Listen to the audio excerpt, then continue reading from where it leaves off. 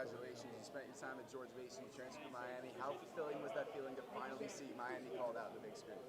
Yeah, it's what we were working for all season. Definitely exciting, but like we've been saying, the job's not finished. It's one thing to get there, but it's a different thing to win it all. That's our intentions. We don't want to just make it and get out first round. So this week we just got to be focused. Attack the game plan for USC, and just come. It's fun, exciting times. March is the most exciting time of the year, so enjoy it. But also, we're going there. It's a business trip. We're on a mission. You always probably anticipated what it's like to see the name of your school on the screen, have a gathering like this. Was it what you expected? Was it more? 100%. It was definitely what I expected. I was a little nervous. Stomach dropped a little bit, a little bit of butterflies, but it's exciting, It's just like a dream come true, honestly. My 4th year playing college basketball, haven't made it since. This was my first year.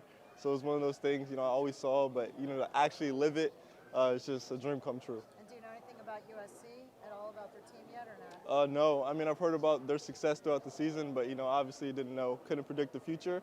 Going to go home, tune into some of their games, see what they're talking about. And this is, your first year, your team transferred from George Mason. How did the team kind of bring you in, and when do you think the team, with all the newcomers coming in, started to kind of gel and figure things out? Yeah, in the beginning of the season, I think we were all working out the kinks, with the exhibition game, the scrimmages we had. I think, after the Alabama game, it was a tough loss. We really thought to each other, like, hey, if we want to do this, we got to tighten up, play as a team. And I think ever since that game, we really gelled together. The comeback from Syracuse was a big one for us. Sam said that about that same time after the Alabama game that you all met on an off day and watched film for like 3 hours, and he thought that was a big turning point. Do you remember that day and recall that day? What was that like in that meeting room? Yeah, we just had a team meeting, no coaches. A player-led team is going to be more successful than a coach-led team. We pretty much just talked and said, we're serious about this. We have a lot of 5th-year guys, some 6-year guys. And, if we want to go out with a bang and send the seniors off with a bang, we got to come together, play as a team, and, just really work for each other. And piggybacking off of that, and that's kind of been the recurring theme between you guys, is how close this team has been. Have you experienced a team like this before, or what makes this Miami team special? I think what makes it so special is we have a lot of guys who obviously have played with each other and some newcomers, and the way that they were able to bring us all together, specifically me, Charlie, to fit into the system, I think, it just shows about the character of University of Miami, Coach L, the players. I wouldn't want to play with anybody else. The transition has been really smooth. Every night in and night out, I just really wouldn't want to play with anybody else. You said you made the tournament your first year, right? No. No? This is my first year. Oh, okay. Yeah, all good.